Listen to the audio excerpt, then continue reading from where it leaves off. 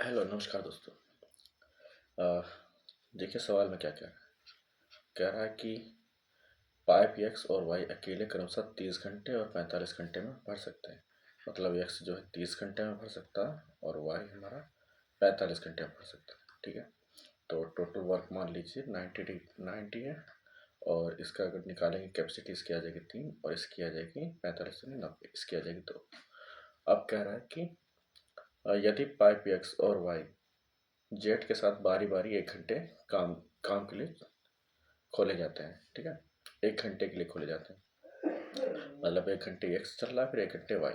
और तो टैंक 15 घंटे में 70% भर जाता है। तो 90 का 70% अगर आप निकालेंगे तो वो 0.7 आएगा और ये आ जाएगा 63 यूनिट। ठीक है, तो देखिए 15 घंटे अगर वो भर रहे हैं तो 15 घंटे में जो अगर एक्स ने शुरू किया हुआ है तो ये 8 घंटे में भरेगा, और वाई ने शुरू किया होता तो वाई ने 8 घंटे भरा होता। पर एक्स वाई का आ गया तो क्रम ऐसे ही रहा होगा, एक्स फिर वाई, एक्स फिर वाई। तो इस तरह जो है 8 घंटे एक्स ने काम किए और 7 घंटे वाई ने काम किए। हाँ ठीक है, फिर ये 8 घंटे एक्स काम कर रहा है और 8 घंटे वो 7 घंटे वाई काम कर रहा है। तो ये टोटल काम कितना कर लेंगे, तो 8 × एक्स की वैल्यू आ रही, कैपेसिटी है 3 और वाई की कैपेसिटी है 2, तो 7 × 2 एक हो जाएगा आपका 24, 24 + 14, तो ये हो जाएगा 38 यूनिट। तो 38 यूनिट काम हुआ है। ठीक है, जो एक्स और वाई ने किया 1 1 घंटे करके, पर काम तो हुआ है 63 यूनिट। तो जो बचा हुआ यूनिट है इसका 63 का, वो किया होगा जेड ने। तो जेड ने, जो जेड की यूनिट निकल कर आ रही है कि जेड ने कितना काम किया, 63 में से 38 घटा दो, 13 में से 8 गए 5 और ये तो 25 यूनिट काम किया है जेड ने। ठीक है, और कितने घंटे में किया, 15 घंटे में किया है। ठीक है, क्योंकि 15 घंटे वो तो लगातार चला, तो 15 घंटे में जो काम हुआ वो जेड ने किया 25 यूनिट। ठीक है, अब वो 15 घंटे में 25 यूनिट कर सकता है, लेकिन हमें तो चाहिए 90 यूनिट। टोटल काम तो उसका 90 यूनिट का है। तो 90 यूनिट कितने घंटे में करेगा, तो 90/25 और गुणे में 15, काटोगे तो ये 5 बार में जाएगा तो ये 3 आया, और इसे काटोगे तो 18×5 = 90, तो 18×3 = 54। तो 54 घंटे में वो कर लेता। ठीक है, 54 घंटे में भर सकता था।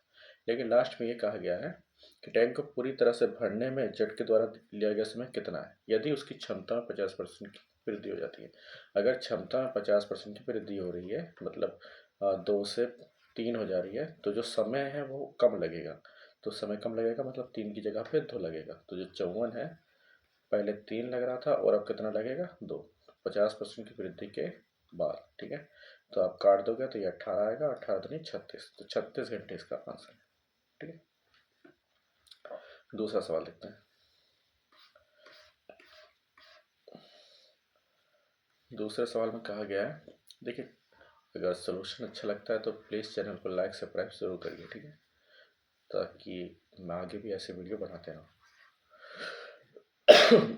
कहा गया कि त्यागू को 5 विषय का औसतन मिला हुआ 50% अंक मिले। इन अंकों का अनुपात दिया गया 20:18:16:16:14:14 यदि उत्तीर्ण अंक अधिकतम अंकों का 60%, अधिकतम अंक जितने भी हैं उसका 60% है। ठीक है, लेकिन उसे मिला है कितना, 50%।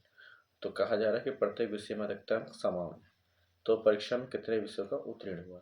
देखिए, तो औसतन मिला हुआ 50%, तो पहले इन सबका औसत निकाल लीजिए। तो 20 प्लस देखिए 16 + 14 30 और 18 + 20 30, 30 60 और 20 80।